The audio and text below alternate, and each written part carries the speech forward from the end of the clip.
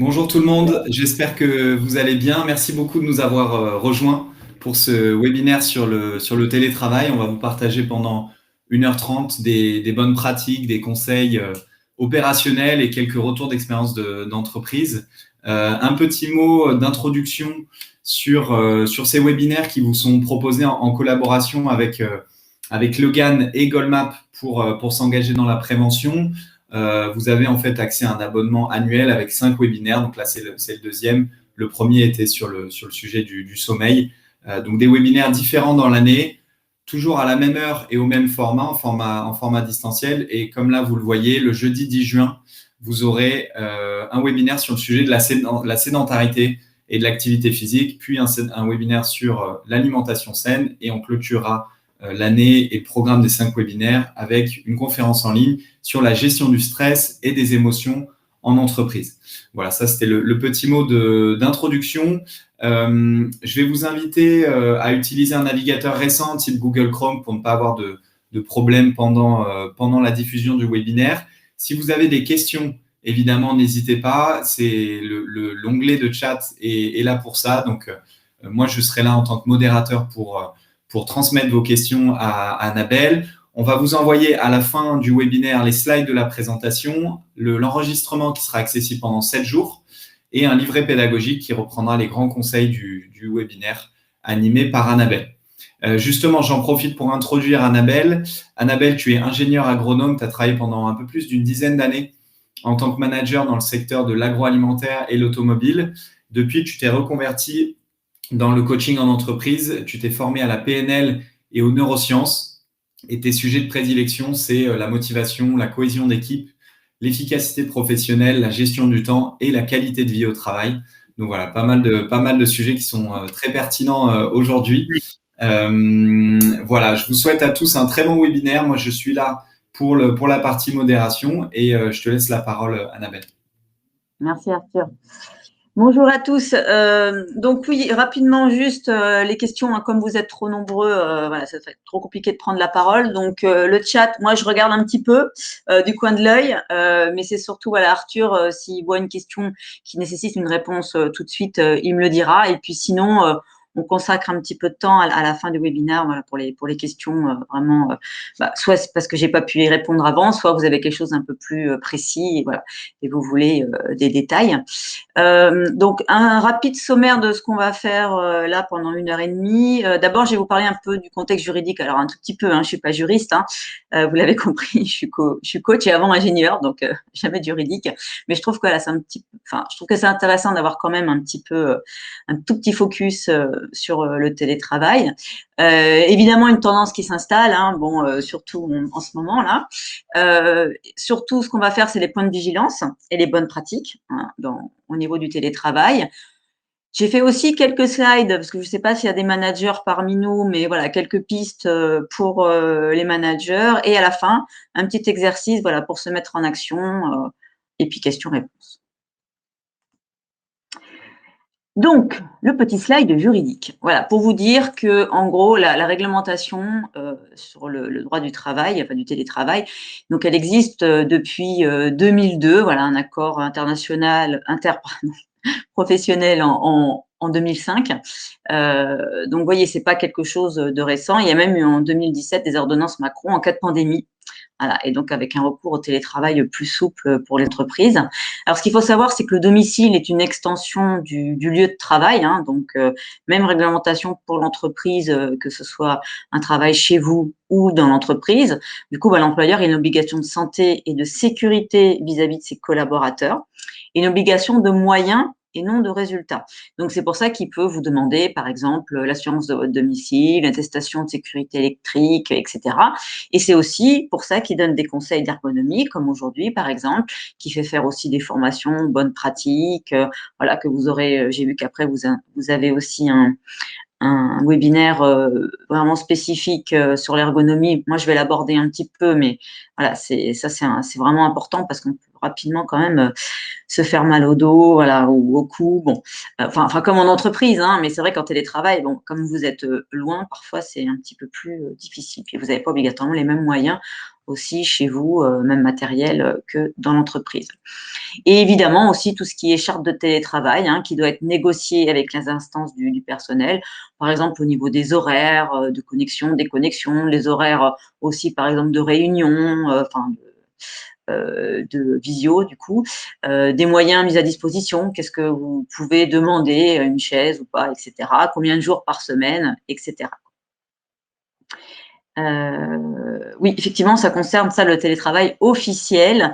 Alors, dû à la crise sanitaire, voilà, comme je vous ai dit, je ne suis pas juriste, je ne peux pas vous dire exactement, mais en ce moment, moi, les entreprises que je vois, c'est du quasiment 100% de télétravail dû à la crise, donc parce qu'on du coup, on est obligé, hein, et il y en a certaines entreprises où ils ont le droit de revenir une journée par semaine, mais d'une certaine façon, c'est-à-dire où tout le monde ne revient pas la même journée. Donc pareil, il y a des accords mis en place. Alors évidemment, si vous pouvez faire du télétravail, hein, si vous êtes ouvrier sur une chaîne, bon, c'est un petit peu plus compliqué.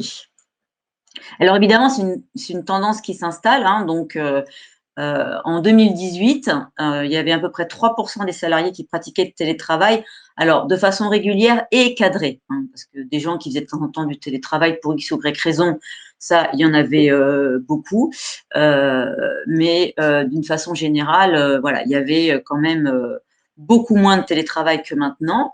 Donc, parce qu'en mars 2020, bon, évidemment, avec le premier confinement, là, 85% des salariés donc, sont passés du jour au lendemain en télétravail et à temps complet. Donc, c'était évidemment une contrainte pour les salariés et les entreprises parce que certains voilà, ne connaissaient pas du tout le télétravail, aussi bien côté salarié qu'entreprise. Donc, il a fallu faire beaucoup de choses.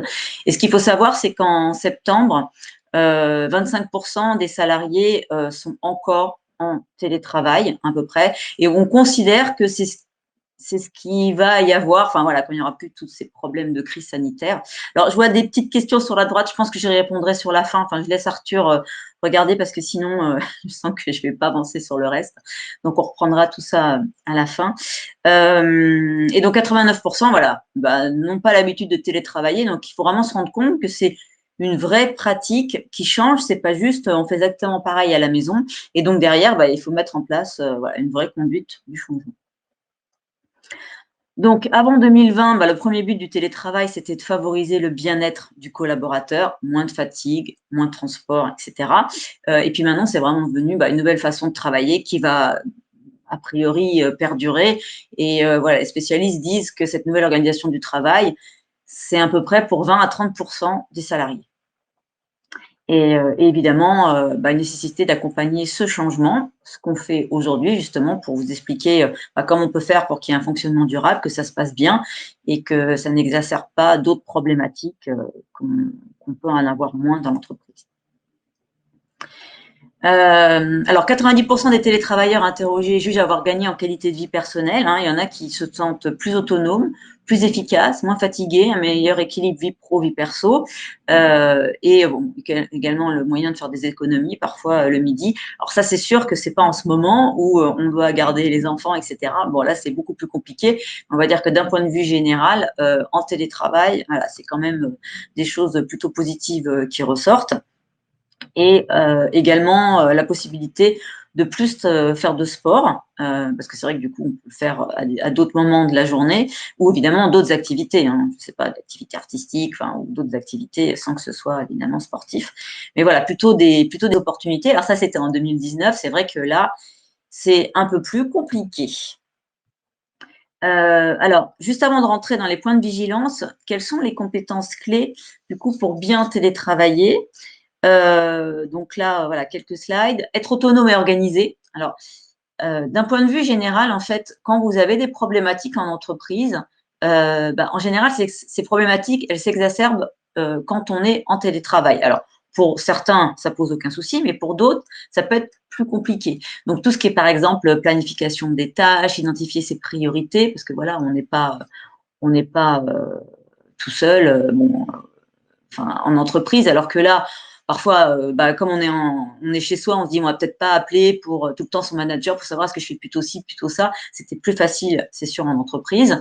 Donc, l'idée, c'est de toujours pouvoir anticiper pour travailler seul parce que, bon, en général, quand le télétravail, entre guillemets, n'est pas forcé, voilà, dû à la crise sanitaire, moi, ce que je vois dans les entreprises, c'est entre 1 et 2 jours de télétravail par semaine. Donc, l'idée, évidemment, c'est quand on est en entreprise, on fait tout ce qu'on a à faire en équipe, connaître ses priorités, voir son supérieur, etc., pour qu'effectivement, pouvoir travailler tranquille, tout seul, à la maison, parce que voilà, il y en a beaucoup aussi qui disent qu'ils sont plus efficaces grâce à ça aussi.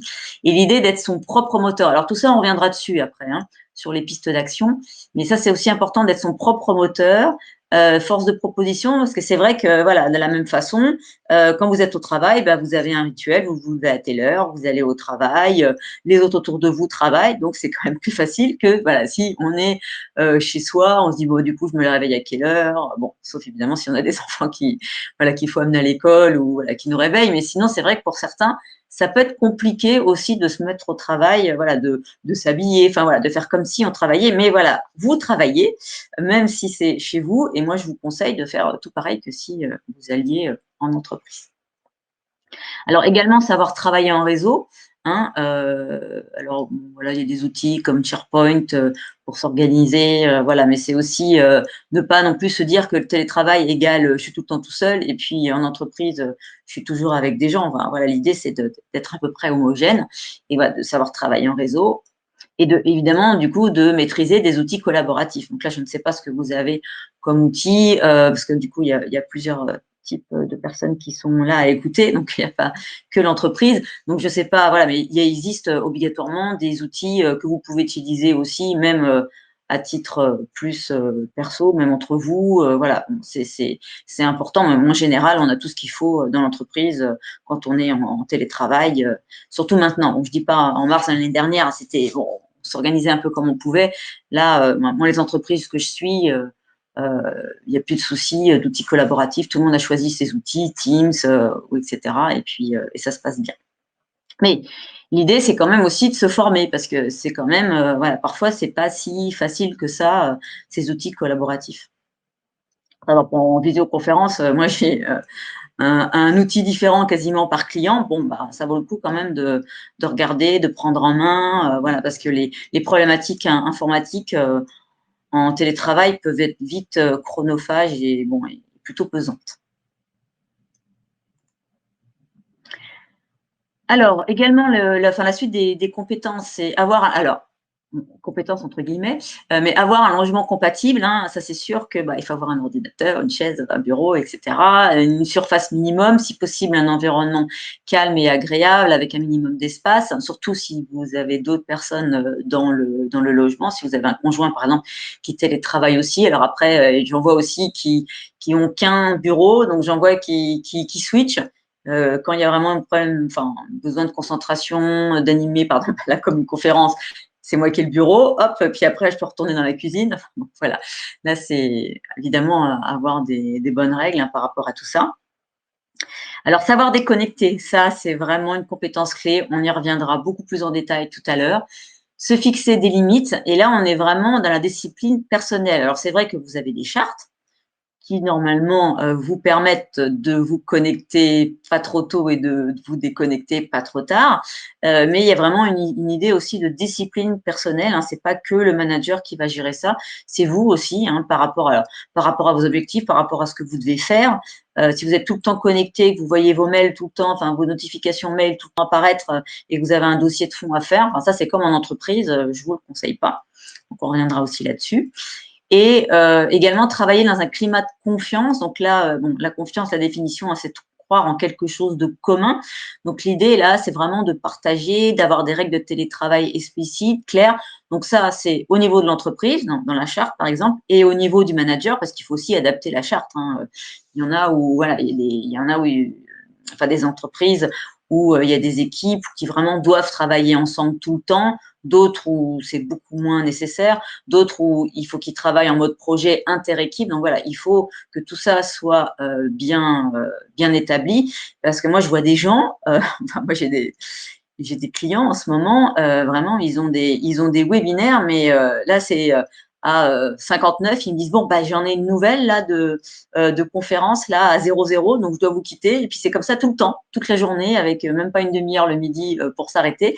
Bon, je vous expliquerai tout à l'heure que trop de webinaires, c'est pas très bon, ni pour l'attention, voilà, ni même pour vous, vous serez pas efficace.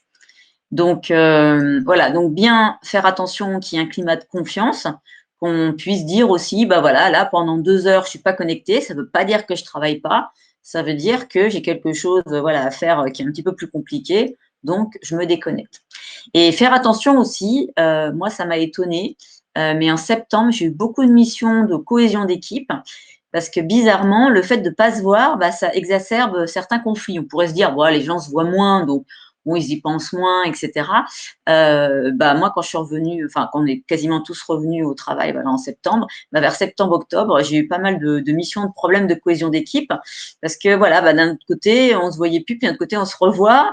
Et ben non, ça c'est pas du tout oublié tout ce qui s'est passé avant.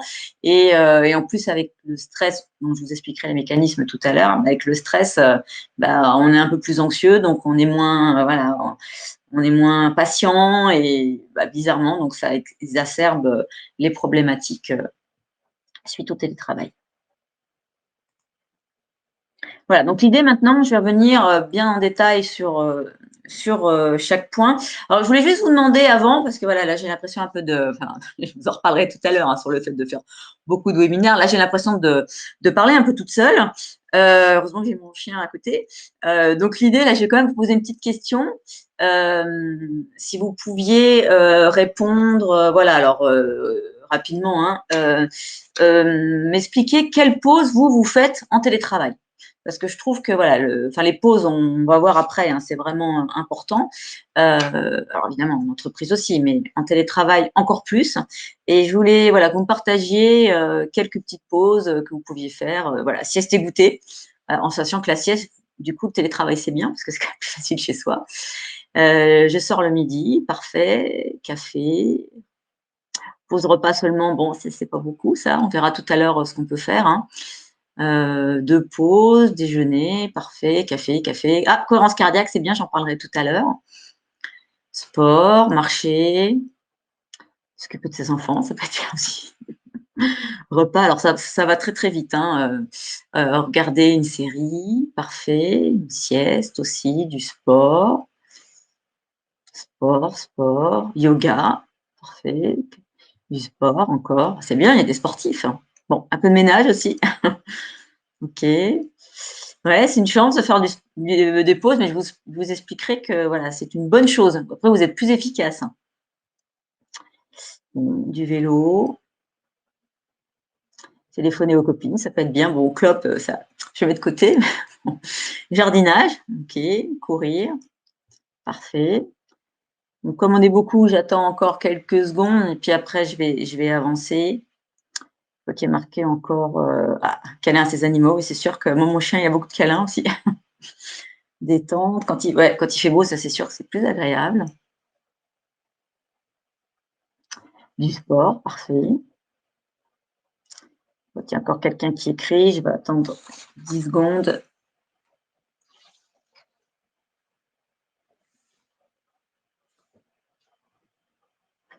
Des balades. Du sport. Ah, la lessive, oui. Ça va faire un peu de sport, mais. Ok. Café. Alors, c'est sûr que bon là les pauses, il y a beaucoup les enfants dessus. D'ailleurs, ça me fait penser à un post. Je ne sais pas si vous aviez vu, il y avait beaucoup de posts là-dessus pendant le premier confinement sur justement les enfants. Voilà, qui parfois c'est pas facile. Enfin, c'est un peu des pauses obligatoires. Et j'avais vu beaucoup d'affiches qui circulaient sur LinkedIn d'ailleurs qui étaient très sympas. Des affiches où il y avait marqué par exemple papa travaille. Donc avec toutes les possibilités pour les enfants. Voilà, si tu as faim. Va voir sur la table de la cuisine, ton goûter est prêt. Si tu veux ça, vas-y, va faire ça. Et puis vraiment, c'était marqué et tu ne déranges papa que si vraiment il y a du sang. Enfin bon, puis ils avaient mis plein de petits dessins sympathiques. Voilà. Bon, après on s'arrange un peu comme on peut. Bon, là, on peut aussi avoir ces soucis-là, comme bon, les écoles sont de nouveau fermées, mais bon, là, l'idée, c'est de vous parler du télétravail dans des conditions, on va dire, normales. Normalement, vous n'avez pas cette problématique-là, sauf si bien sûr l'enfant est malade, mais quand même moins. Donc, les points de vigilance. Alors, le premier, c'est l'organisation du travail. Alors, il faut savoir que 2 Français sur 10 sont moins productifs que d'habitude par rapport à l'organisation du travail parce qu'ils procrastinent, ils ont du mal à se mettre au travail. Bon, mais il y en a aussi 33% qui sont plus productifs. Donc, comme je disais tout à l'heure, c'est vrai qu'il y a certaines personnes, quand ils sont tout seuls à travailler chez eux, ils vont avoir tendance à faire autre chose plutôt que voilà, de se mettre au travail. Bon, il y en a à qui ça pose pas de problème. Il y a quand même 8 Français sur 10 à qui ça ne pose pas de problème. Et 33% qui, eux, sont beaucoup plus productifs parce que c'est vrai que voilà, moins de personnes, vous avez plus les collègues qui viennent vous voir, surtout si vous êtes en open space. Puis il y en a des personnes qui ont du mal à se concentrer quand ils sont en open space. Voilà. Donc ça fait quand même un tiers des gens qui sont plus productifs. Donc l'idée, évidemment, c'est de se garder toujours aussi un cadre de travail agréable. Alors, se donner des horaires, je vous disais tout à l'heure, des objectifs.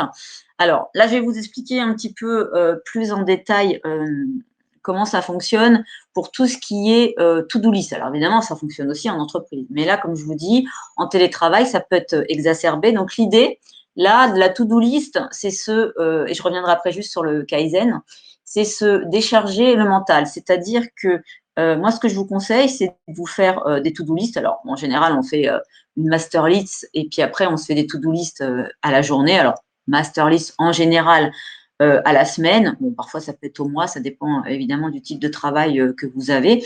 Mais la to-do list, l'idée vraiment, c'est se décharger le mental pour pas avoir à y songer plusieurs fois. Donc, je ne sais pas si vous connaissez, enfin, si ça vous intéresse, vous pouvez aller lire le livre de la méthode Allen qui s'appelle S'organiser pour réussir et qui lui donc est vraiment sur le côté faut faire des to-do list de tout et lui pour lui il faut même faire des to-do list donc de la journée, de la semaine, du mois, de l'année, à 5 ans, à 10 ans. Enfin bon, lui il considère que si vous faites pas tout vos to-do list, vous allez avoir dans le cerveau voilà trop de choses à penser. Et puis si vous faites vraiment des to-do list à long terme, vous êtes obligé aussi de réfléchir à vos priorités. Donc, ça peut avoir un bon effet. Et d'ailleurs, Allen dit aussi au niveau organisation du travail que au niveau de la to-do list, vous n'avez pas le droit de noter toutes les actions qui prennent moins de 3 minutes, enfin, entre 2 et 3 minutes. C'est-à-dire que toutes les actions qui sont de 2 à 3 minutes, tout de suite, vous les faites. Alors évidemment, si vous pouvez, parce que si c'est, je ne sais pas, prendre un rendez-vous chez le docteur et qu'il est pour X ou Y raison, 6 heures du matin, vous êtes déjà levé. Bon, là, ça va être un petit peu bien que maintenant, je donne un mauvais exemple, parce que maintenant, vous pouvez aller chez Docteur Libre, qui est réveillé toute la nuit. Mais voilà, l'idée, c'est évidemment de pouvoir le faire. Mais voilà, Allen, il vous dit ce que vous pouvez faire et qui c'est très court, ne le mettez pas dans une to-do list, parce qu'une to-do list qui est trop longue, d'un point de vue neuronal, c'est pas très bon non plus. Ça fait que voilà, vous vous dites, oh, j'ai tout ça à faire, alors que vous avez plein de petites actions qui mettent quasiment autant de temps. Enfin, d'un point de vue neuronal, ça vous met quasiment autant de temps de dire, ah tiens, faut que je fasse ça, de le noter, si ça prend 2 minutes, que quasiment de le faire. Donc l'idée, voilà, c'est de faire des actions courtes tout de suite, de pas les mettre sur votre to-do list. Alors sinon, je reviens sur le Kaizen. Qu'est-ce que c'est le Kaizen? Alors c'est une méthode japonaise que vous connaissez peut-être déjà, qui a d'abord été utilisée dans l'automobile. Moi, je l'ai beaucoup utilisée. Et la méthode Kaizen, c'est une méthode toute simple. C'est juste la méthode des petits pas. C'est-à-dire que plutôt que de faire de mettre en place des projets qui sont compliqués et de réfléchir à tout le projet, l'idée, c'est de saucissonner votre projet en plein de petites marches. Enfin, votre montagne infranchissable qui est votre projet ici, vous le saucissonnez en plein de petites marches pour y aller petite marche par petite marche. Alors, comme ça semble évident, oui, mais je vois beaucoup de gens qui, sur leur to-do list, mettent, par exemple, je vais prendre un exemple pour moi, on va dire que je veux proposer une nouvelle formation. Avant, je me suis spécialisée dans les neurosciences et là, je veux mettre en place une nouvelle formation sur le neuromarketing. Donc, si je mets sur ma to-do list faire la formation, enfin vendre la formation neuromarketing, il y a des chances que cette ligne passe sur ma master list de la semaine prochaine, de la semaine d'après, etc. Parce que c'est super, c'est une grande montagne infranchissable pour moi. Donc l'idée, c'est d'un point de vue neuronal, si vous ne voulez pas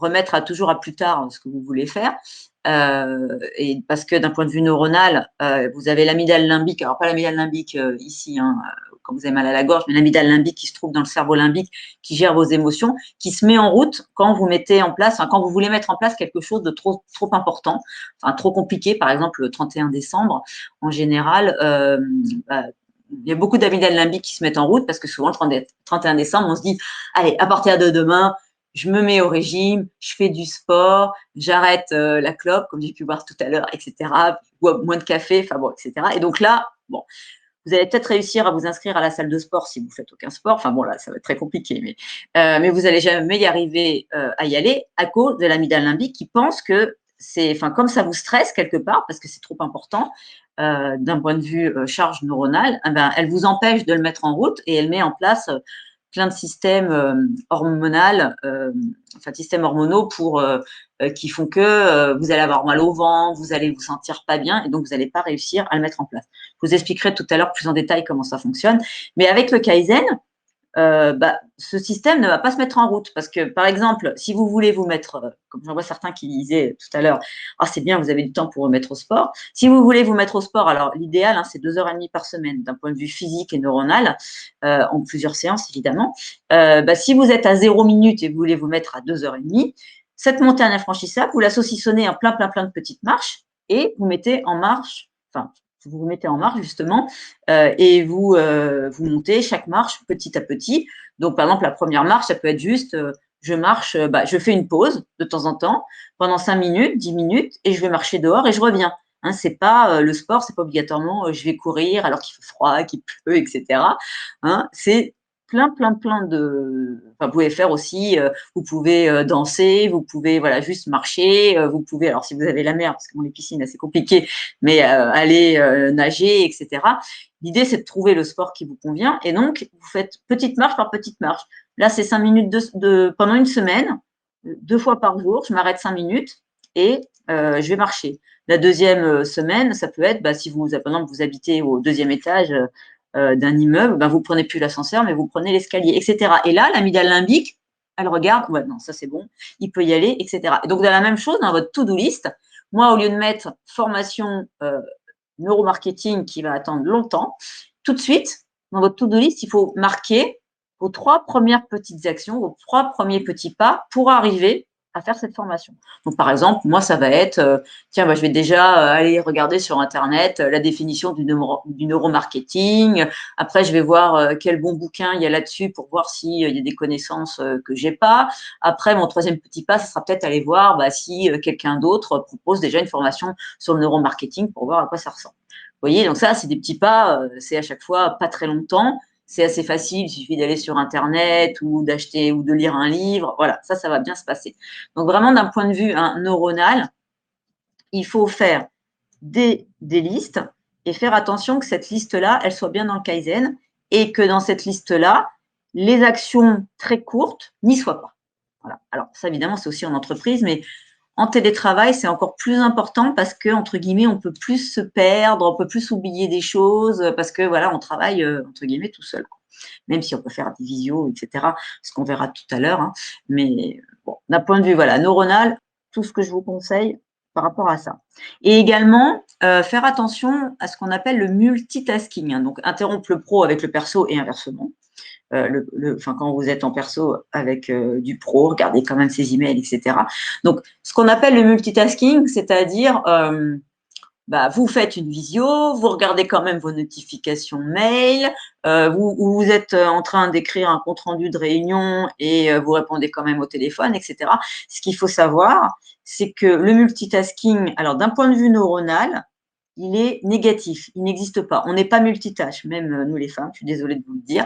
On n'est pas fait pour être multitâche. Alors évidemment, si vous mangez en regardant une série, ce que j'ai vu tout à l'heure, ça, c'est pas être multitâche.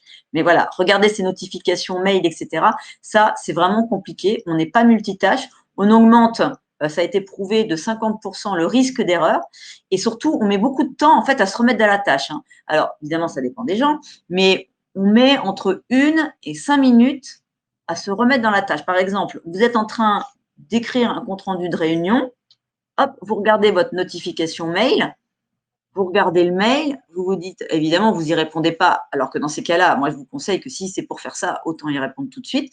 Mais l'idée, c'est que vous êtes parti à regarder votre mail, et bien là, pour revenir dans la tâche du compte-rendu, vous allez mettre entre 1 et 5 minutes, et il y a des chances que vous oubliez quelque chose, par exemple. Alors que vous êtes dit juste avant, que vous étiez bien dans votre tâche, tiens, il faut que je mette ça et ça et ça dans mon compte-rendu.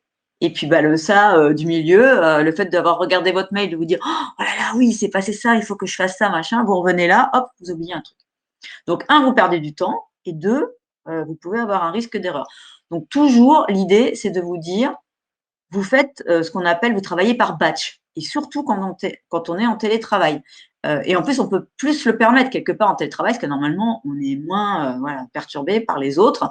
Donc, ce qui fait que, par exemple, si vous avez des mails, vous allez faire vos mails pendant une demi-heure, mais après, c'est fini. Vous ne regardez plus vos notifications.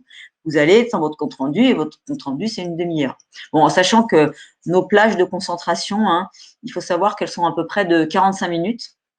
Donc, d'un point de vue neuronal. D'un point de vue neuronal, il faudrait travailler 45 minutes et faire à peu près 5 minutes de pause. Ce serait l'idéal pour être un maximum dans l'attention, etc. Et également, dans l'organisation du travail, il faut se donner des temps de récupération. Parce que si vous ne faites pas de pause, c'est la même chose. Après, vous êtes moins efficace. Alors, les pauses, ça peut être différent selon les gens, parce qu'on a ce qu'on appelle la chronobiologie, c'est-à-dire que il y a des gens qui sont super efficaces le matin, d'autres plutôt en fin de matinée, d'autres plutôt dans l'après-midi, d'autres plutôt le soir. Bon, donc ça dépend évidemment des gens, mais moi, ce que je vous conseille, c'est déjà de bien vous connaître au niveau de la chronobiologie et d'avoir les temps de récupération quand vous voulez, parce que sinon, d'un point de vue neuronal, ça fait de la surcharge et après, vous utilisez, entre guillemets, pas tout votre cerveau après un certain temps. Donc, ça vaut largement le coup de prendre du temps de faire une pause. Alors, X ou Y, et d'ailleurs, ça me fait penser, d'un point de vue neuronal, on a ce qu'on appelle le réseau par défaut, qui est ce réseau qui ne s'active que quand on ne fait rien et qui est fait pour, en fait, faire des liens entre tout ce que vous faites avant dans la journée. Donc, il fait des liens entre différentes connaissances, différents sujets, plein de choses. Et en gros, c'est ce réseau par défaut qui nous permet de temps en temps de dire Eureka. C'est-à-dire que moi, par exemple, quand j'ai un sujet difficile de cohésion d'équipe, qu'il faut que je prépare, je ne sais pas trop comment faire, et que voilà, je reste une demi-heure, et puis au bout d'une demi-heure, je suis toujours là à me dire ça va être compliqué, tout ça. Eh bien, je prends mon chien. Moi, j'ai de la chance d'avoir la forêt juste à côté. 10 minutes de marche. Au moins une fois sur deux, quand je suis revenue, j'ai ma solution. Parce que j'ai arrêté de réfléchir et je laisse juste mon cerveau faire des connexions. Et d'un seul coup, mais tiens, je regarde quelque chose, je me dis, ah tiens, je pourrais utiliser ça, et hop, c'est parti. Donc vraiment, les temps de récupération, ils sont importants. Les pauses, tout ce que vous m'avez dit tout à l'heure, c'est important, il faut vraiment continuer.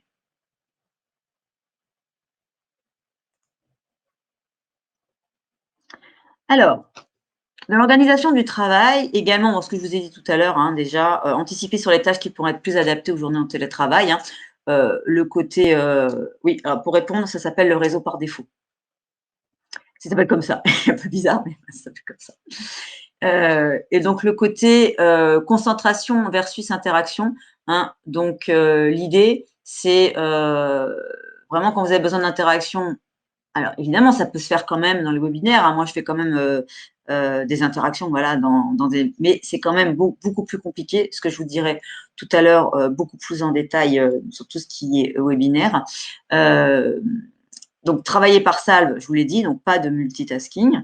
Et puis, savoir aussi solliciter les collègues. Voilà, c'est pas parce qu'on est en télétravail. Alors après, solliciter, c'est pas non plus tout le temps, parce que sinon, ça va devenir compliqué.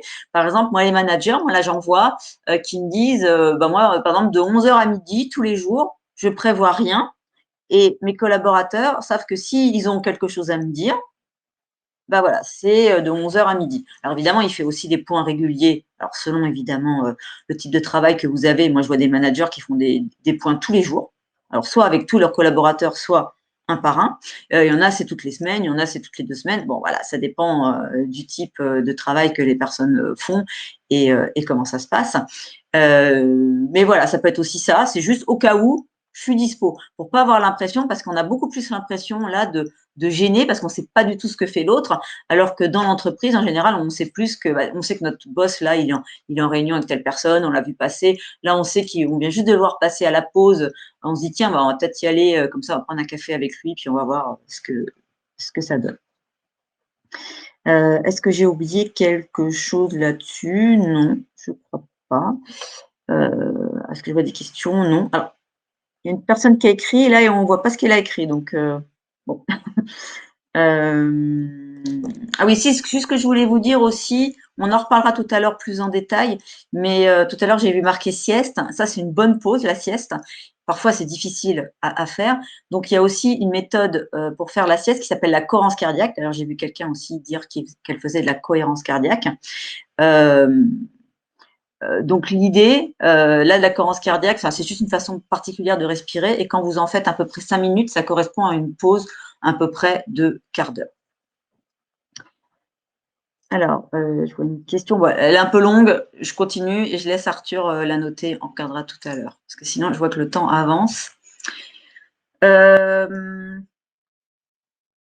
c'est bon. Je pense que je vous ai tout dit. Alors, le point de vigilance numéro 2.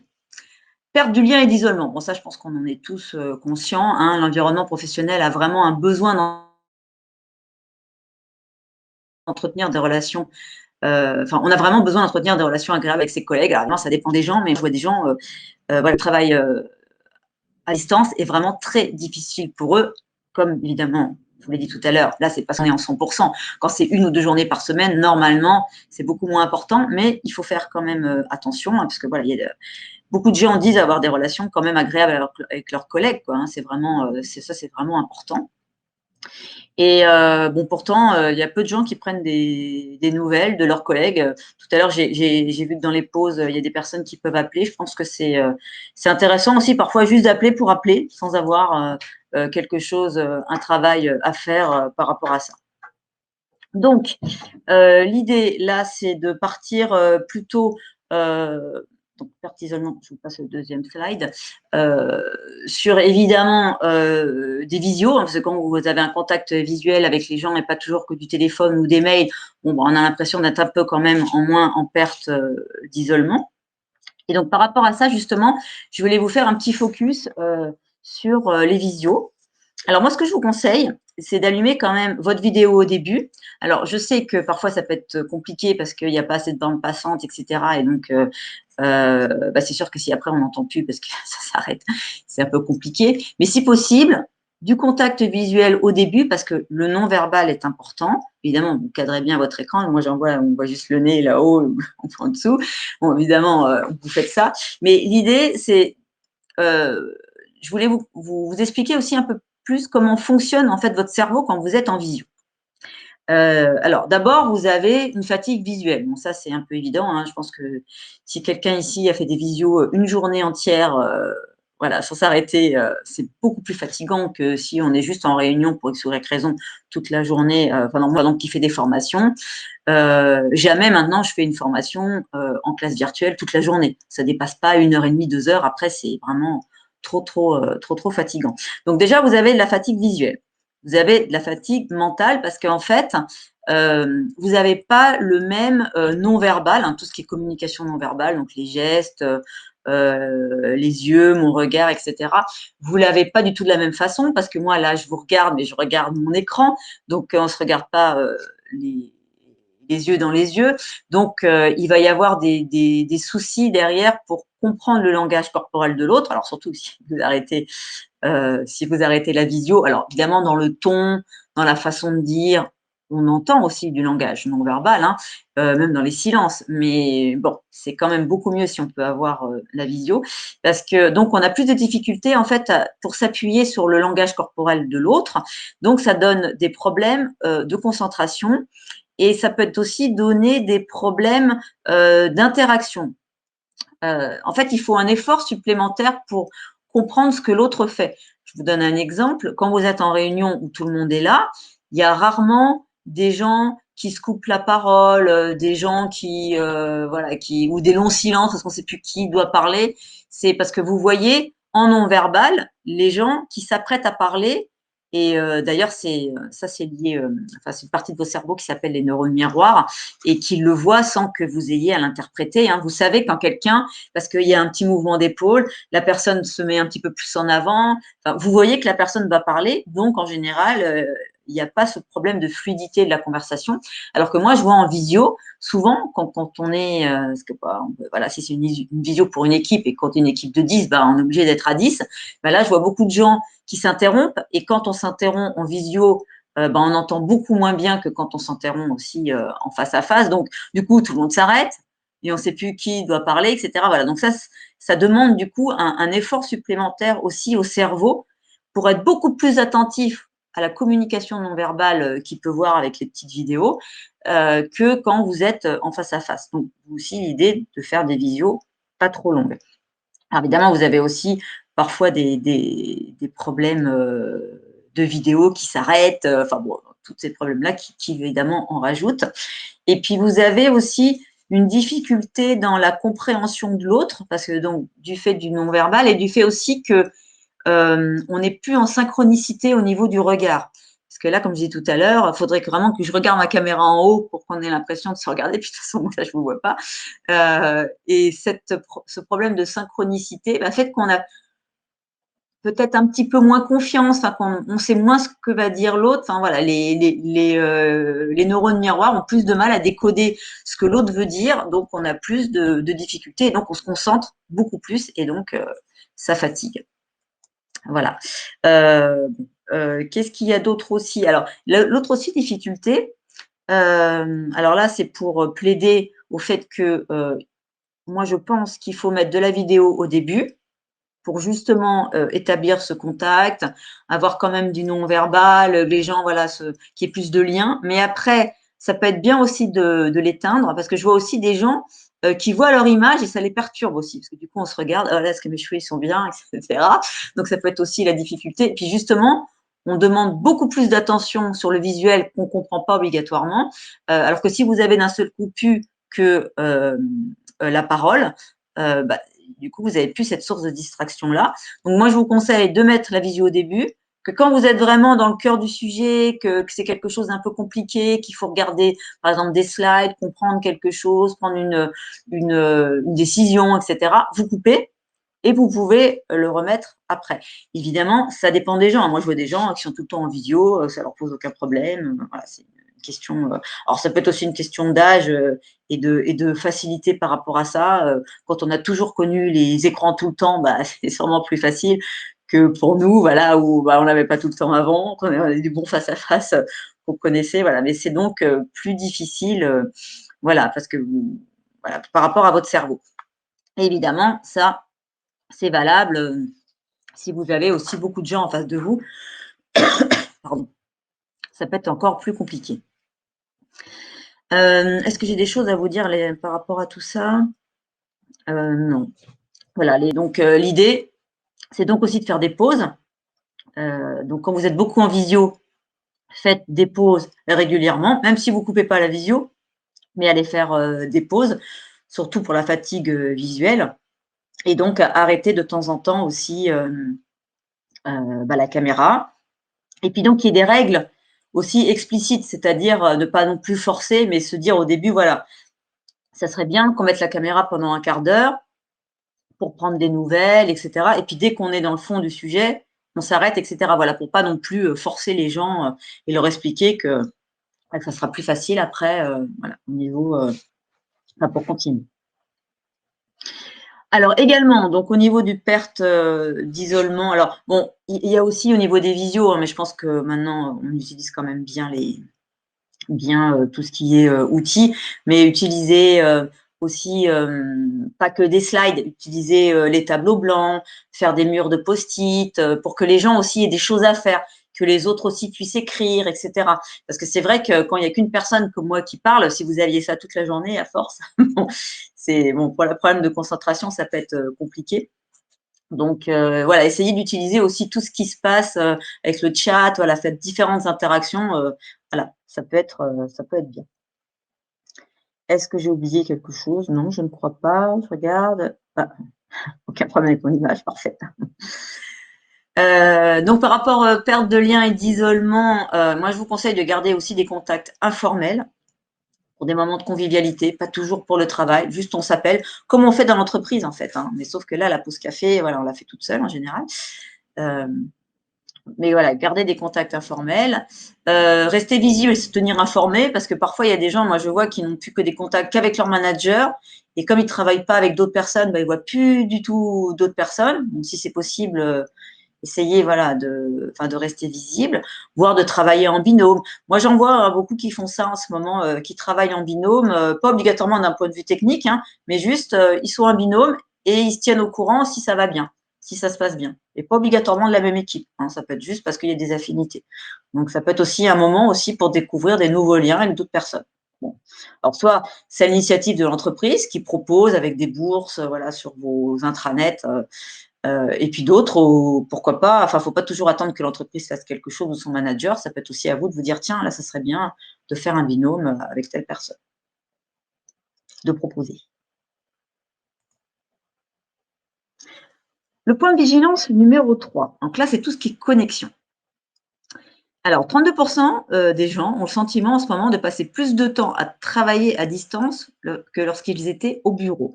Ça peut être des problèmes. Alors, soit des gens qui sont paralysés sur les objectifs, en fait, qui se fixent trop d'objectifs à la journée, en se disant que oui, en télétravail, c'est facile parce que, allez, je vais pas être dérangé, donc je vais faire et puis c'est à 9h je fais ça, à 9h15 je fais ça. Enfin, c'est vraiment un emploi du temps très, très, très serré.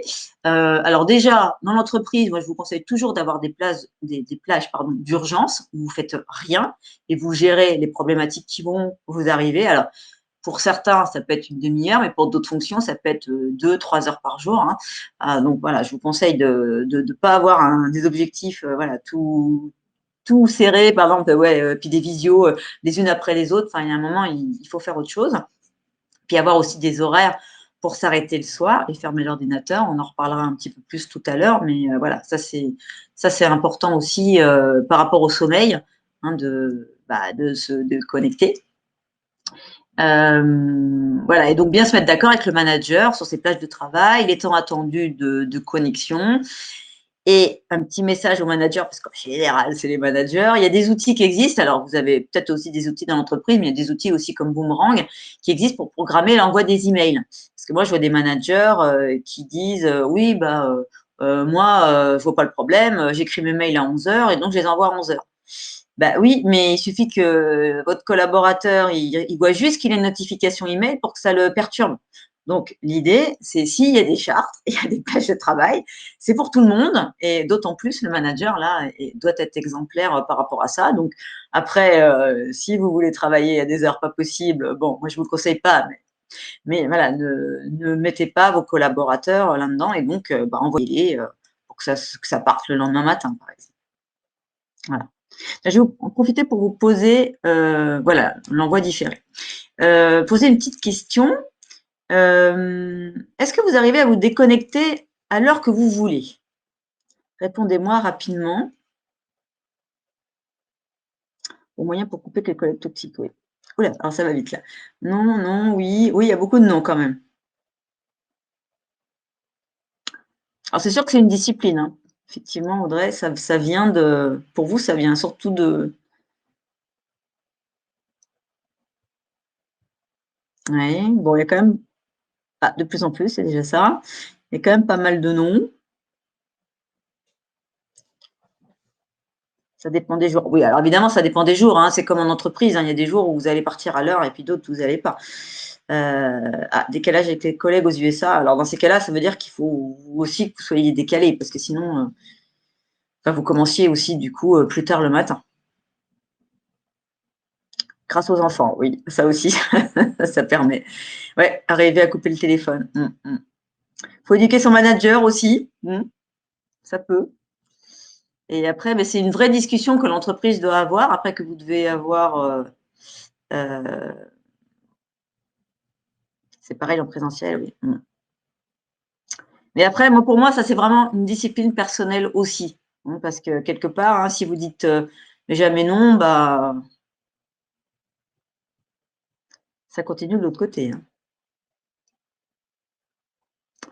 Ok, je vois encore un ou deux qui écrivent.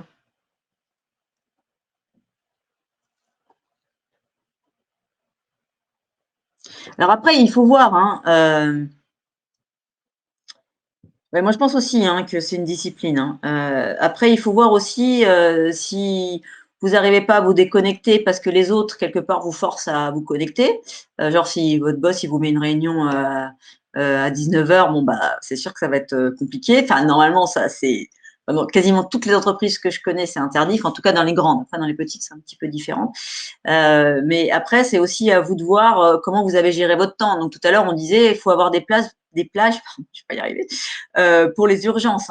Donc, vous avez des outils, par exemple, je ne sais pas si vous connaissez la matrice d'Eisenhower, qui vous permet justement de faire un tri entre urgent et important, enfin les tâches urgentes et les tâches importantes et les tâches non urgentes et non importantes. Donc, ça vous fait une matrice à 4 cases avec urgent, important, urgent, non important, non urgent et non urgent et important. Et l'idée, c'est bien de se poser sur qu'est-ce qu'on fait. Et normalement, vous devriez avoir rien en urgent et important parce que vous avez fait le nécessaire en non urgent et important pour que ça n'arrive pas. Voilà. Donc, ça peut être aussi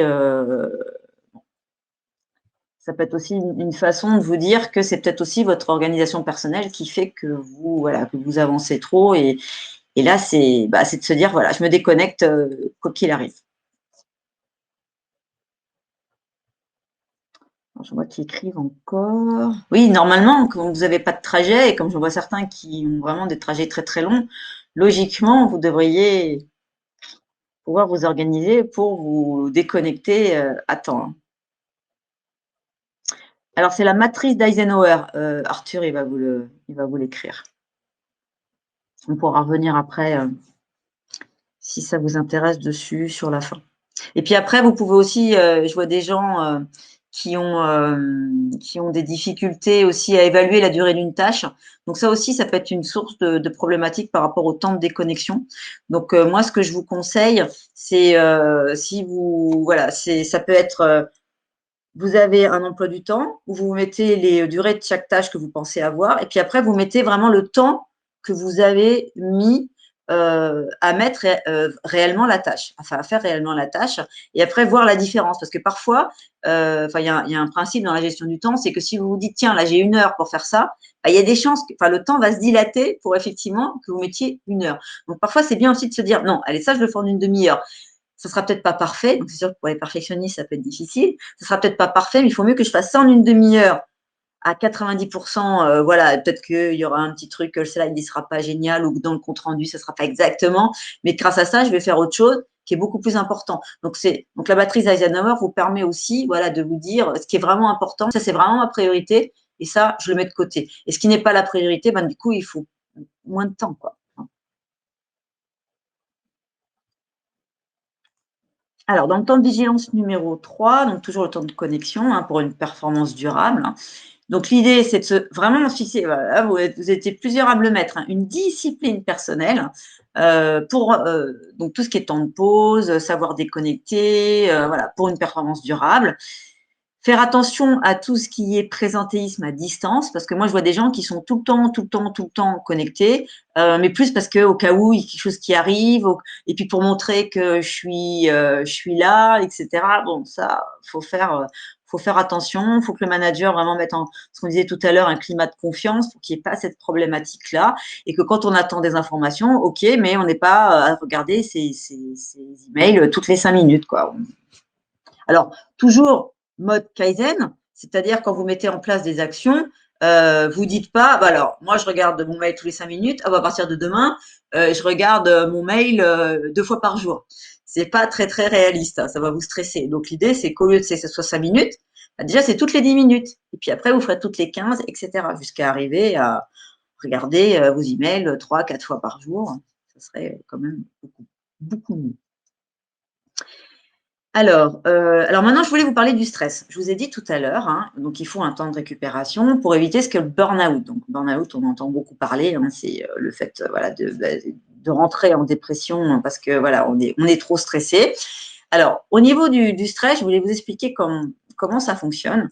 Donc, notre cerveau, il n'a pas tellement changé au niveau de la réaction au stress depuis qu'on est homme de Cro-Magnon, hein. Donc, en gros, dans notre cerveau, il y a à peu près, de façon très schématique, hein, 3 parties. Vous avez le cerveau reptilien, cerveau de la survie et qui gère le stress. Autour, le cerveau limbique, dont je vous ai parlé tout à l'heure avec l'amygdale limbique et la gestion de la peur, gestion des émotions. Donc, la peur en fait partie. Et vous avez autour le cortex, qui est le cerveau qui gère tout ce qui est le raisonnement, où il y a l'argumentation, vous allez avoir la mémoire, etc. Donc, en gros, le cerveau qui pense, donc à peu près, hein, donc ces 3 parties-là. Et donc, vous avez le cerveau du stress, le reptilien, qui fonctionne à peu près, donc on vous dit depuis très longtemps pareil. Donc, ce qui veut dire que votre cerveau va commencer à stresser, donc sécréter des hormones du stress, aussi bien si vous avez un tigre qui vous passe à côté que si vous allez à une réunion qui vous stresse parce que il y a une personne qui vous pose toujours des questions un peu difficiles ou je ne sais pas quoi. Mais dites-vous que d'un point de vue neuronal, d'un point de vue physiologique, vous allez avoir les mêmes réactions si vous avez un tigre qui vous passe à côté que si vous allez à une réunion qui vous stresse. Et d'un point de vue physique, comme le corps est très bien fait, si vous êtes stressé, le corps pense que vous avez une vraie menace, comme un tigre.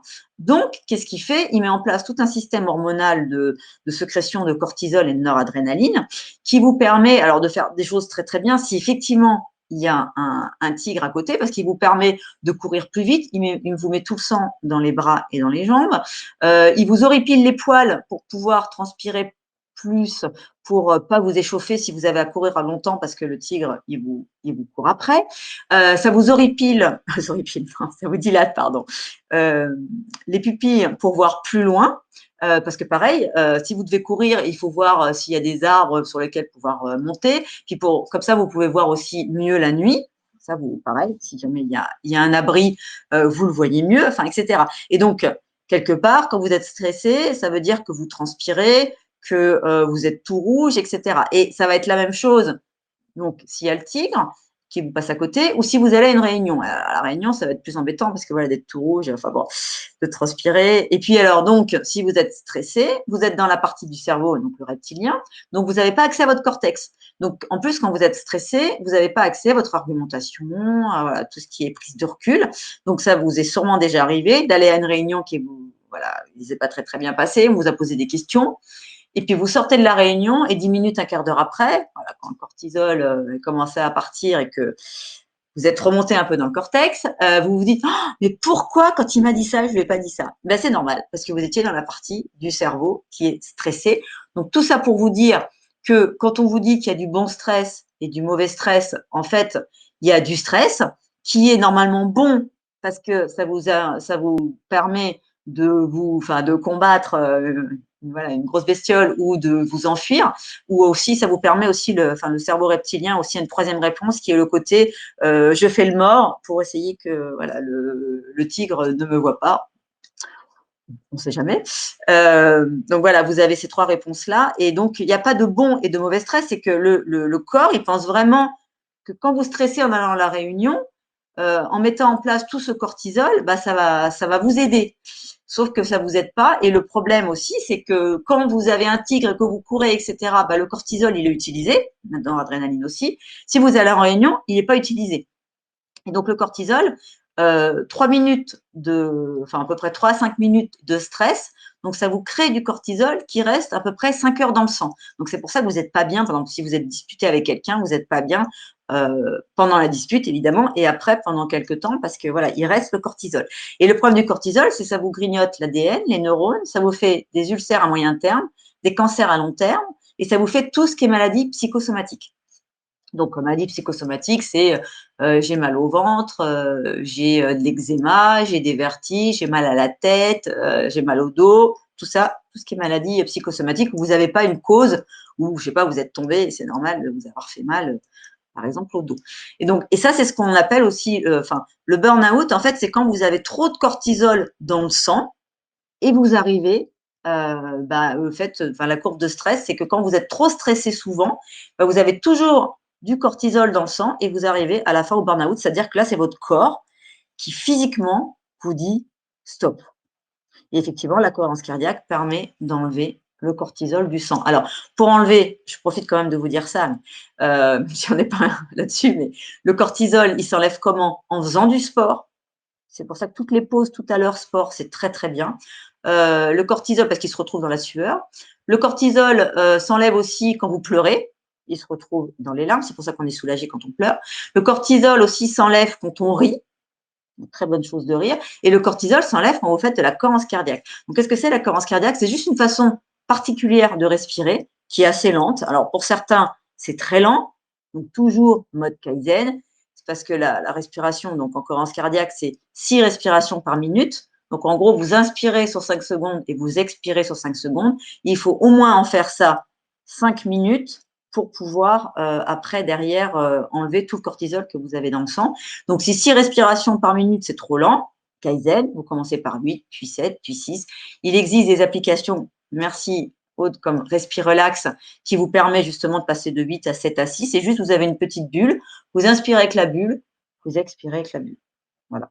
Et vous avez aussi d'autres applications comme ma cohérence cardiaque où c'est une sinusoïde, pareil, vous inspirez avec la bulle. Et l'intérêt, moi, ce que j'aime beaucoup dans la cohérence cardiaque, alors, vous pouvez aussi faire du yoga, de la méditation, de la sophrologie, tout ça, c'est très bien au niveau du stress. Mais moi, ce que j'aime dans la cohérence cardiaque, c'est que vous le faites tout seul et vous le faites. Moi, je le fais dans les embouteillages, je le fais dans une file à la poste. Ça se fait, je le faisais maintenant moins, mais dans le métro, etc. Et donc, c'est super, effectivement, super pratique. La seule chose où ça se fait allongé, assis, comme vous voulez, la seule chose, c'est qu'il faut le faire en respirant avec le ventre. Donc, Kaizen, si déjà vous avez tendance plutôt à respirer, voyez, en bougeant le thorax, déjà, vous mettez la main sur le ventre, vous vérifiez que vous respirez bien avec le ventre, et après, vous vous mettez à 6 respirations par minute. Et la cohérence cardiaque, dont je vous disais tout à l'heure, ça vous permet de faire des micro-siestes. Si par exemple, après manger, vous avez tendance à un peu de dîner et que vous ne pouvez pas faire une sieste pour X ou Y raison, bon, c'est sûr qu'en entreprise, c'est compliqué, même si maintenant, il y a des endroits en entreprise où on peut faire des siestes, mais bon. Et la cohérence cardiaque, ça vous permet aussi, comme on reviendra tout à l'heure après, sur le temps de déconnexion aussi, où ça peut créer des problèmes de sommeil, ça vous permet aussi de vous endormir plus facilement. Problème dentaire et le stress. Ah oui, il y a un lien. Oui, ça peut. Et parfois, d'ailleurs, j'ai vu quelqu'un qui avait un problème dentaire, alors dû au stress, parce que le stress lui bloquait une partie du dos, et c'était le problème de dos, de dos en haut, dos et cou, qui lui donnait des problèmes dentaires. Donc, ça peut vraiment… Et l'inverse aussi peut être vrai. Il y a beaucoup de choses.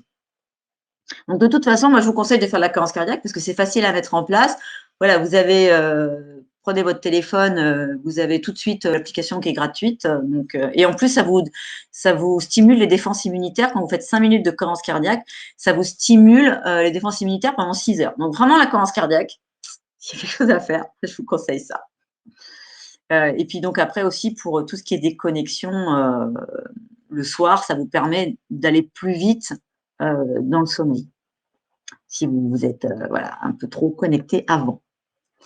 Voilà, donc tout ce qui est… Alors là, on est dans tout ce qui est effectivement risques psychosociaux. Hein, s'il y a des managers qui m'écoutent, voilà, ça fait partie de ce que vous devez savoir justement pour éviter les risques psychosociaux. Hein, et par exemple, la cohérence cardiaque, ça peut être quelque chose à partager avec vos collaborateurs.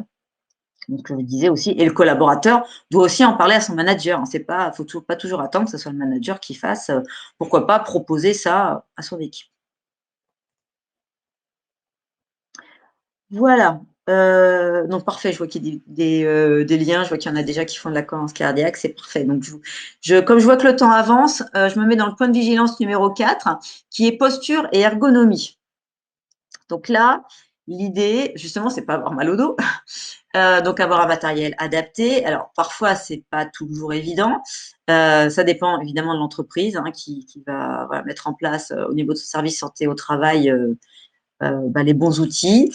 Ce qu'on disait toujours au niveau de la posture, de l'ergonomie, il faut bouger, ce qu'on appelle les breakers. Il faut bouger pour éviter les prises de poids, les maladies cardiovasculaires.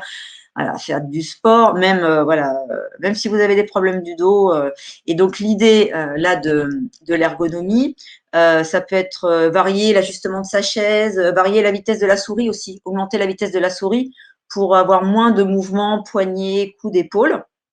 Alors, si vous n'avez pas une chaise exactement comme il faut, par exemple, si vous êtes sur une chaise de cuisine, vous pouvez mettre un coussin. Je vais vous montrer juste après un petit schéma, mais vous pouvez utiliser un coussin pour vous surélever. En fait, l'idée, c'est d'avoir les coudes à la bonne hauteur. Voilà, si vous n'avez pas de chaise de bureau, vous pouvez aussi rouler une serviette en bas de votre dos. Enfin, voilà, il y a beaucoup de choses que vous pouvez faire et j'ai vu que vous aviez derrière un webinaire dessus. Alors, attends. Arthur, je passe juste celle d'après et après, je te laisse montrer une infographie un peu plus générale. Mais vous voyez, voilà, ça, c'est comme ça que vous devez être. Donc, en gros, vous êtes très, voilà, très dans les angles, hein, avec une posture, voilà, avec le coude aligné par rapport à la table, le regard en haut de l'écran, les pieds bien à plat au sol. Donc, par exemple, si vous avez, je ne sais pas, si vous êtes sur une chaise de cuisine, vous êtes trop haut, bah, mettez quelque chose sous les pieds pour être toujours bien à plat. Et puis voilà, si votre chaise n'est pas exactement comme ça, un petit coussin, voilà, vous pouvez faire plein de choses par rapport à ça et je pense que la prochaine fois, on vous expliquera beaucoup mieux. Arthur, je te laisse du coup montrer un petit doc récap là-dessus.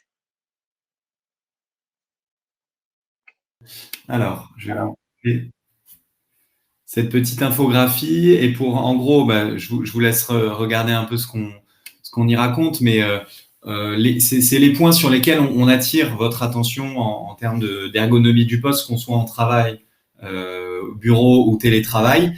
Donc la tête doit être droite avec l'écran en face de vous. Les épaules doivent être relâchées mais sans être tombantes. Les coudes, comme le disait Annabelle, sont bien à 90 degrés et surtout bien posés sur votre plan de travail. Sinon, ça veut dire que vous allez forcer sur les bras. Et si vous travaillez debout ou assis, votre plan de travail, il est sous vos avant-bras. Ensuite, on a le dos qui est bien appuyé contre le dossier, surtout au niveau des lombaires. Les jambes sont à 90 degrés. On évite de les croiser pour ne pas écraser les vaisseaux sanguins. Ça évitera notamment des risques de phlébite, par exemple, ou de varices. Et puis, comme le disait Annabelle, les pieds sont bien à plat au sol. Et pour ça, on peut s'aider d'un repose-pied si vous ne parvenez pas à toucher le sol. Donc ça, c'est un peu la posture la plus optimale pour votre corps. Et comme le disait Annabelle, il faut aussi privilégier l'alternance pour ne pas trop vous fatiguer et à terme vous exposer à des TMS. Voilà, je te redonne la parole, Annabelle. Merci. Et donc ça, cette petite infographie, elle vous sera envoyée. Hein. Vous pourrez avoir ça tranquillement. L'idée là, c'est que je n'ai pas non plus trop m'étaler sur l'ergonomie, mais voilà, c'est important. Là, c'est vraiment le plus important. Et puis tout ce qui est étirement. Et d'ailleurs, ce qui peut consister, enfin voilà, ça peut être aussi une petite pause de 5 minutes de temps en temps. Donc s'étirer. Donc là, vous avez quelques étirements. Hein. L'idée, c'est vraiment tout étirer, hein, les épaules, le dos, le cou, les bras, les coudes. Alors juste qu'il faut savoir au niveau de l'étirement. Alors évidemment, il faut que ce soit régulier dans la journée. Après, mode Kaizen, hein, si vous en faites jamais, déjà faites-en une fois, et puis deux, voilà. Il faut le minimum avoir un étirement de 15 secondes, parce qu'en dessous, ça ne sert pas à grand-chose. Bon, c'est pas très long, 15 secondes, mais bon, voilà, 15 secondes. Évidemment, évitez les mouvements brusques, hein, vous y allez tranquillement. L'idée, c'est pas non plus de se faire mal, hein, si vous n'en avez jamais fait. Et l'idée aussi, c'est de ressentir une tension, mais pas de douleur. Donc vraiment que ça fasse quelque chose, parce que si vous étirez comme ça et ça ne vous fait rien, bon, ça ne sera pas un étirement. Donc il faut quand même un petit peu sentir, mais pas que ça fasse mal. Hein, donc voilà pour l'étirement. Et on voulait justement vous montrer une petite vidéo maintenant pour vous montrer alors l'étirement des yeux qui s'appelle le yoga des yeux. Donc qui est important au niveau de la prévention pour les yeux, parce que voilà, on fait beaucoup de webinaires, donc ça donne des problèmes de tête. Alors, soit carrément des maux de tête, soit moi je vois des gens qui me disent ouais, au bout de 2-3 webinaires, je me sens bizarre, je me sens un peu confus. Donc l'idée là, c'est toujours d'avoir la règle des 20-20-20, c'est-à-dire il vous faut au moins 20 cm de l'écran et après regardez au moins 20 secondes et regardez bon, à 20 pieds, donc ce qui fait à peu près 20 cm, et de le faire au moins pendant 20 secondes. Donc ça, donc de temps en temps, enfin moi, vous voyez là, moi j'ai vous voyez pas, mais j'ai une fenêtre. De temps en temps, voilà, je regarde loin parce que sinon il y a une fatigue visuelle qui apparaît et qui peut, voilà, vous donner mal à la tête. Et ça peut, pareil, être une petite idée de pause de temps en temps. Bon là, on dit toutes les 20 minutes. Il faut y penser, mais enfin c'est pas grand-chose. 20 secondes, même si vous êtes en visio, vous pouvez regarder plus loin pendant 20 secondes parce que là, on est à peu près toujours à la même distance qui fatigue l'œil. Hein. L'œil, il n'aime pas faire toujours la même chose. Donc, Arthur, je te laisse, s'il te plaît, nous montrer. On a une petite vidéo dont on vous enverra le lien, juste pour vous montrer ce que c'est le yoga des yeux, parce que pour des gens qui ne connaissent pas, ça peut sembler un peu bizarre. Dans cette vidéo, c'est plus important. Si vous êtes devant des écrans, Ah, vous montre juste un extrait. Hein. Ouais. Respiration naturelle, c'est plus important. Et puis on relâche. Annabelle, est-ce que tu peux juste couper ton micro pendant ce temps? Donc on fait diagonale comme ça, hein, deux allers-retours à chaque fois. Voilà. Et puis on recommence de l'autre côté. C'est parti. Donc la tête ne bouge pas. Toujours pareil, dès que vous sentez une pression qui arrive dans les yeux, vous revenez. Je le fais assez rapidement pour les besoins de la vidéo, mais vous pouvez le faire beaucoup plus lentement que ça. Alors Arthur, il dit ce qu'il ne voit pas. Vous avez seulement le son. Alors, est-ce que si je le vois. Ouais. Attendez, je vais... Ah, donc il y a des personnes qui me disent que c'est OK. Je vais vous envoyer le lien, comme ça sera plus simple. C'est juste pour vous montrer un exemple d'exercice de yoga des yeux. Et moi, je voulais vous en parler un petit peu. Le yoga des yeux, c'est inspiré d'une méthode qui s'appelle la méthode Bates. Et le principe, c'est de développer et d'entretenir les bonnes habitudes pour voir. En gros, il y a les yeux, ils ont 4 besoins fondamentaux. C'est le mouvement. Et comme le disait Annabelle, quand on est en visio ou sur un ordinateur, un petit ordinateur toute la journée, nos yeux sont beaucoup moins en mouvement. Il y a la lumière naturelle, la souplesse et la détente. Et le but du yoga des yeux, c'est de travailler sur ces 4 besoins et c'est de prévenir à terme les maux de tête, pareil comme le disait Annabelle, la sécheresse oculaire, les rougeurs ou encore les picotements des yeux. Donc, c'est des exercices super simples.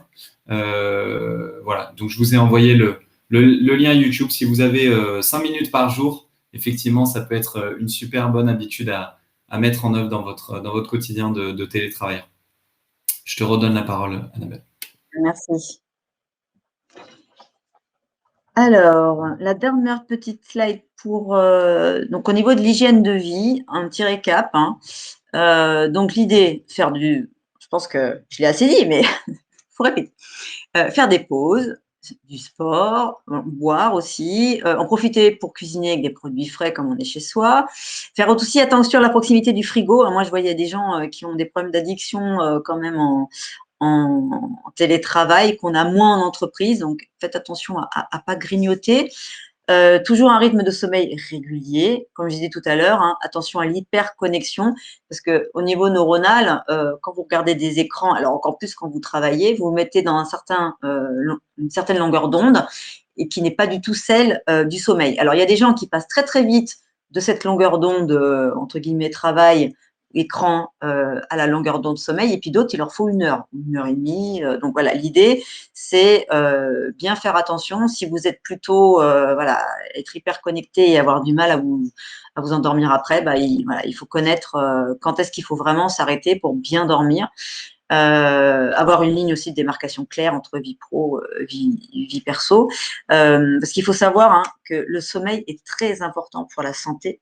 Il y a une étude qui est sortie, qui a duré évidemment quelques dizaines d'années, et qui a démontré que si vous dormez moins de 6h30 par nuit, vous perdez 4 ans et demi d'espérance de vie. Donc l'idée, c'est au moins, moi je dis 7 heures, c'est le minimum pour être aussi efficace au travail. Hein.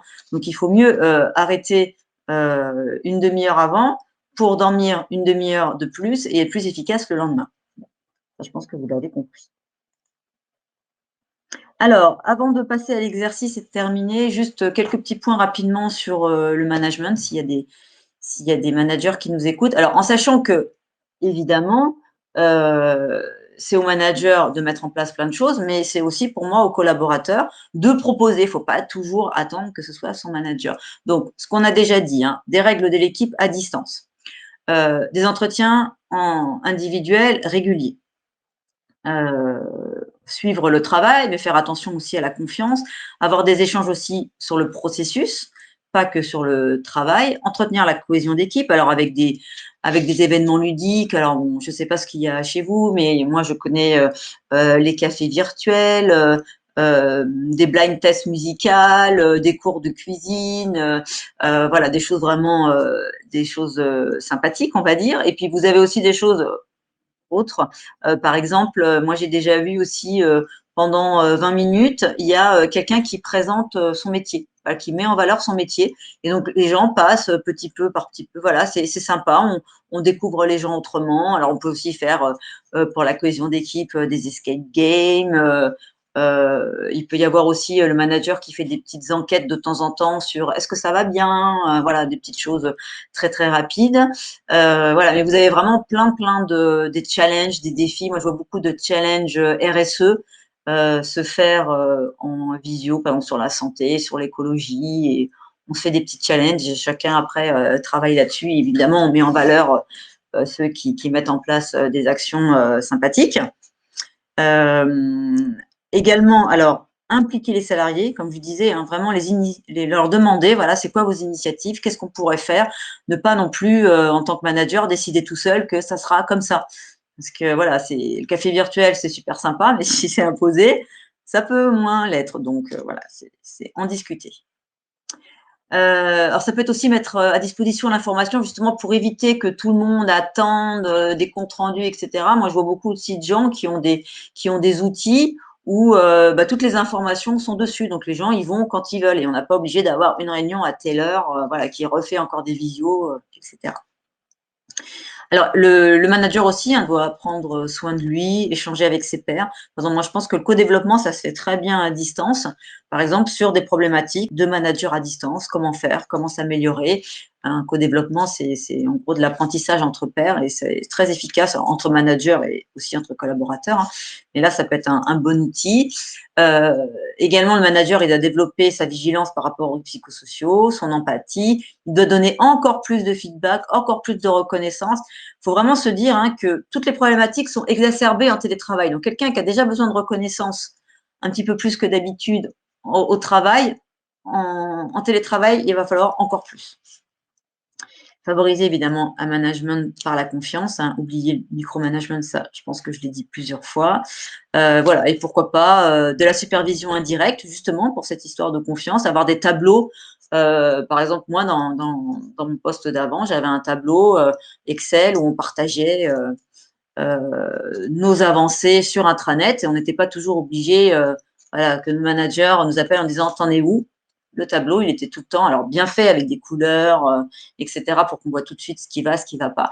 Et ça permet voilà, d'éviter un peu le micromanagement ou le contrôle. Voilà.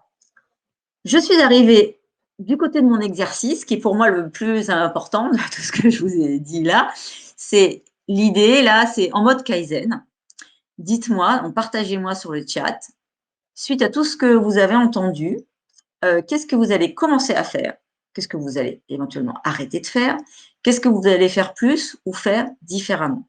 Voilà. Et l'idée, c'est d'être en mode Kaizen parce que, voilà, si d'un seul coup, je vous dis, alors vous faites zéro sport, faire du sport tout le temps, vous faites zéro pause, je vais faire 3 heures de pause. Bon, 3 heures, c'est peut-être beaucoup, mais voilà, l'idée, c'est vraiment de vous mettre en action, de vous dire par rapport à ce que vous avez entendu là, qu'est-ce que vous allez faire en mode Kaizen, quitte à le mettre sur votre to-do list. Mais en gros, c'est parce que si vous vous mettez en action, c'est comme ça que quelque part, je me dis que le webinaire, voilà, il va vous servir à quelque chose. Alors, des tâches timées, cohérence cardiaque, oui, yoga des yeux. Fixer des pauses, oui, ça peut être aussi, hein, vous mettez carrément des pauses dans votre agenda.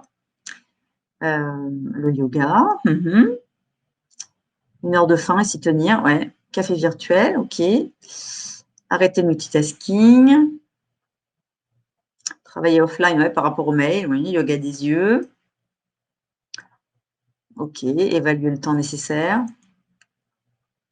Télécharger l'appli, j'imagine, de cohérence cardiaque. Dormir plus, oui. Marcher dans le jardin, parfait. Faire des to-do list. Se déconnecter, cohérence cardiaque. Et stop les emails toutes les 5 minutes, ouais, ça. Mais toujours en mode Kaizen, hein. Faites peut-être toutes les 10 minutes. Arrêter multitasking, faire du yoga, contacter les collègues. Bon, arrêtez de répondre à pas d'heure, mais cohérence cardiaque. Alors là, je ne sais pas trop, des yeux. Marcher, cohérence cardiaque, yoga des yeux. Pour transpirer. Alors malheureusement, que transpirer, ça n'enlève pas le cortisol. Hein. Si vous faites juste un sauna, ça ne marche pas. Il faut faire aussi du sport, pas une activité physique. Étirement, yoga, boire, parfait. Arrêter le PC plus tôt, des jeux. Yoga, to-do list réalisable, oui. Penser à soi, effectivement. Promener son chien, oui. Ce que je vais aller faire là à 30. Suivre des webinaires, oui. Ah, moins de réunions, oui.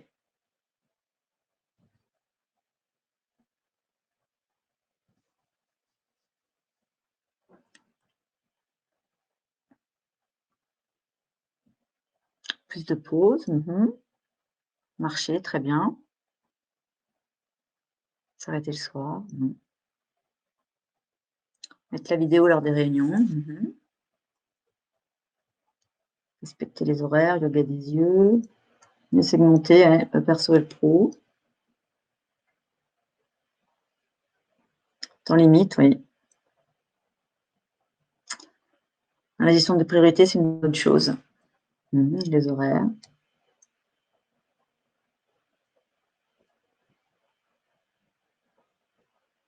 Alors après, l'idée, c'est aussi de se dire qu'est-ce qu'on va faire pour être plus efficace, pour pouvoir respecter les horaires. Effectivement, ça veut dire, par exemple, se poser des temps limites.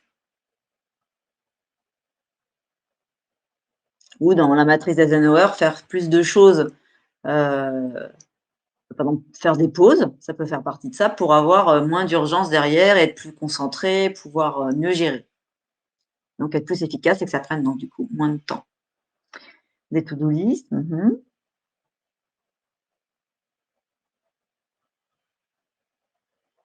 Aussi. Ouais, parce que d'un point de vue neuronal, on a démontré que si vous mettez, par exemple, une action sur une to-do list et que vous la mettez sur une autre to-do list, encore une autre, et vous faites ça plus de 3 fois, votre cerveau, il se dit, bah, de toute façon, ça fait 3 fois qu'elle le déplace, cette action, donc quelque part, elle ne veut pas vraiment la mettre en place. Et donc, d'un point de vue neuronal, vous aurez encore plus de mal à la mettre en place. Ça va vous demander plus d'énergie. Alors, je voyais encore des gens qui écrivent. Sinon, je ne sais pas en parallèle, Arthur, si tu commences à me dire s'il y a des questions que j'ai loupées, parce qu'il y a beaucoup de gens. Donc, oui, il y a eu pas mal de questions, pas mal de commentaires aussi. Il y avait un commentaire quand tu parlais de la to-do list. Une personne, je me souviens plus du prénom et j'aurais du mal à le retrouver, mais qui disait que la done list, c'est pas mal aussi. Oui. La done list, c'est le fait d'écrire les choses qu'on a faites. Et donc, il y a peut-être, effectivement, comme tu disais, d'un point de vue du cerveau, on a peut-être moins de stress parce qu'on voit les choses qu'on a réalisées. Oui, c'est soit ça, soit en fait, on barre les actions. Il ne faut pas effacer les actions, par exemple, si c'est sur informatique, il ne faut pas effacer les actions qu'on a mis en place, il faut les barrer. Ouais. Et justement, à la fin de la journée, on se rend compte qu'on a fait quand même beaucoup. Ouais, si ça fait du bien au moral. Il y avait une remarque de Fanny qui nous disait, moi, je profite je fais pas mal d'appels avec mes collègues, etc. Donc ça, c'est sur le point de l'isolement et de la communication entre les équipes. Effectivement, comme tu le disais, faut pas forcément s'attendre à ce que ça soit toujours son manager qui propose des solutions, mais le fait de prendre un peu de temps pour appeler ses collègues, et pas forcément parler que du professionnel, ça peut être super intéressant. Il y avait pas mal de remarques et de questions sur la gestion des emails. Et il y avait une personne qui nous disait qu'il y a une fonction, effectivement, qui est une fonction offline sur Outlook et sur Gmail. Et ça vous permet pendant 1 heure, 2 ou peut-être un petit peu moins de travailler sur vos mails, mais de ne pas en recevoir de nouveau. Donc, il n'y a pas ce multitasking dont tu parles, Annabelle. Il y avait une personne qui disait, est-ce que toi, Annabelle, tu recommandes de supprimer les notifications email? Ah oui, carrément. Ouais. De toute À manière, part si, on est sur il y a ces une mails, donc mission, mais d'un point de vue général, oui. Après, si c'est une journée où vous attendez quelque chose d'exceptionnel, ouais. mais d'un point de vue, enfin, moi, j'ai aucune notification mail, par exemple. Mm. Jamais. Moi, j'estime que de toute façon, si vraiment c'est urgent de chez urgent, ça sera le téléphone qui va sonner. Ouais. Donc, Oui, et puis de toute manière, on est dans une journée très régulièrement sur sa boîte mail, donc il n'y a pas forcément besoin d'avoir en plus la partie notification. d'un point de vue neuronal, Ouais. Il y avait une question sur le multitasking, sur les profils créatifs, artistiques. Alors nous, dans cette présentation, en fait, on, on cite une étude de TNS qui a été réalisée pour l'entreprise Hewlett-Packard et qui disait que les personnes qui font du multitâche subissent une perte temporaire de 10 points de QI, soit le double de la baisse observée dans les études sur les fumeurs de cannabis. Donc, évidemment, c'est pas nous qui le disons, mais on cite quelque chose de, une vraie étude qui a été réalisée. C'est un peu le principe de qui trop embrasse mal étreint. Ça, c'est vraiment la définition du multitasking. Évidemment, c'est une perte temporaire quand même. Oui, heureusement. Heureusement. Sinon, on se retrouverait avec peu de points de QI à la fin de la journée.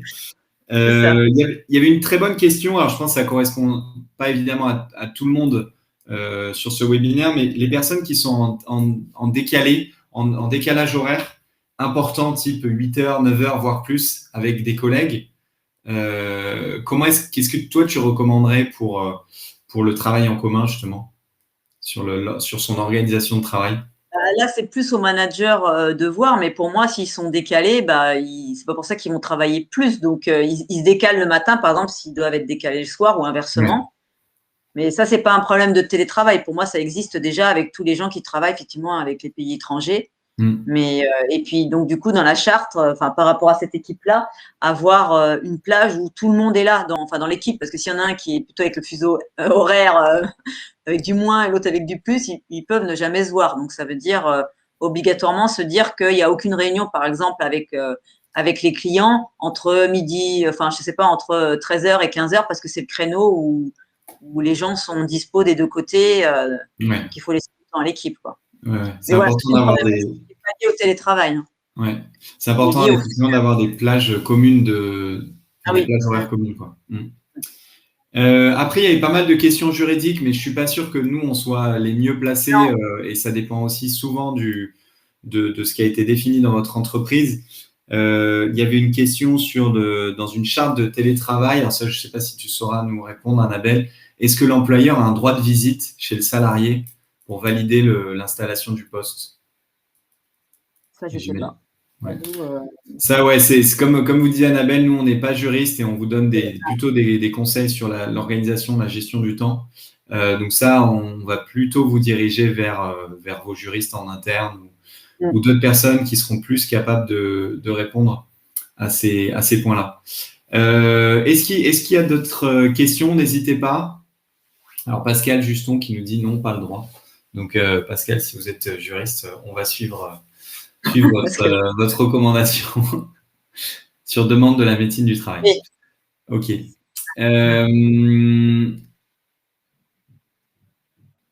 Ok, Isabelle qui nous dit l'employeur peut demander la visite, mais le salarié a le droit de refuser. Bon, on va peut-être arrêter le point là, puisque je pense qu'on n'est pas bien placé pour vous donner des éléments. Moi, je vais juste vous demander de prendre 1 minute pour nous dire ce que vous avez pensé de ce webinaire. C'est super important pour nous d'avoir vos retours de satisfaction. Donc, dans le chat, là, je mets le petit questionnaire de satisfaction. Ça vous prend même pas 30 secondes. Donc, merci d'y répondre.